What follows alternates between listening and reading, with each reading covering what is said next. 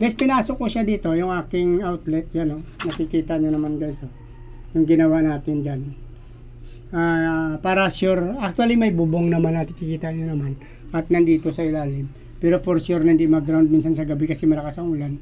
At pagka tumatakbo yung mga, pag may lumusot na ulan dyan at tumatakbo dito sa ating mga, ano, iwas ground natin to guys. Kaya ganitong ginawa natin malupit na pagtago ng ating outlet saka ng ating plug yan dyan, oh.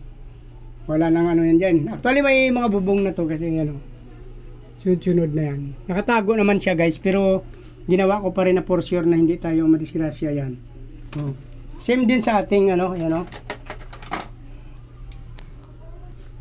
Ayun guys, same din yung ginawa natin sa ating air pump yan oh. Yan yung ating air pump yan guys, yan. Yan, nilagyan. Ito guys actually nilagyan to ng mga, itong nilalagyan ng mga splitter outlet yan. Para papunta sa tab. Pag nagawa na yan guys, i-update ko kayo dyan pag naayos ko na yan. Pinaglalagyan na natin ng mga hose yan. Yan yung paglalagyan ng mga hose, 6 yan guys. Kakabitan natin yan ng tag-apat-apat na splitter. Ito. Medyo maingay ito guys pag wala yan. Pasubukan ko. Pero maingay ngayon. Sabihin ko siya maingay kasi wala pang nakasaksak na mga air hose dito guys. Yan. Kaya na yung umandar. Ito guys, oh, tinago rin natin. Oh. Yan. Para hindi yan maano. Pati yung makina natin dyan, tinago rin natin. Yan. Oh, yan. Yan ang sistema natin dyan guys. Yan, nakatago.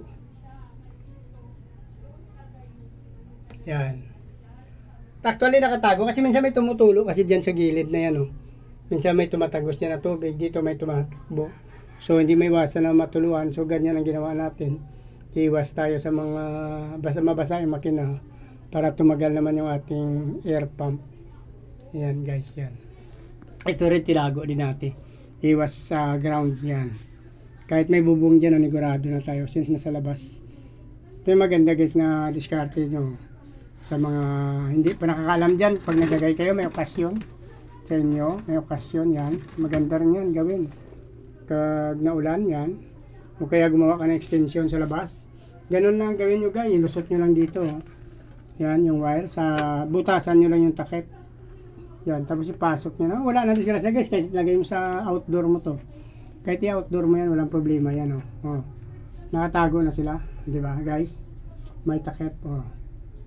Kahit ilabas mo na yan sa bahay mo, pwede na yan kasi nakatago na yan yan.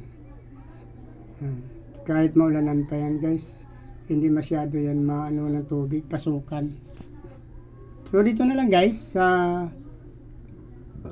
papaanda rin natin mamaya, ito papakita ko sa inyo. So ayun guys, medyo maingay lang kasi wala pa nakasaksak ng mga hose. Yan.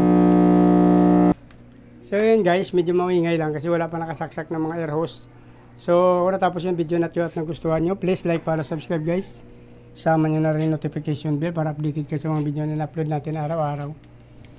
Sama nyo na rin guys yung aking Facebook page. Paki-subscribe nyo na rin guys. Paki-follow nyo na rin kay Chris Moliano. Sa Facebook page, YouTube channel, Chris TV guys. Maraming salamat. Mabuhay kayo hanggang gusto nyo. Bye-bye!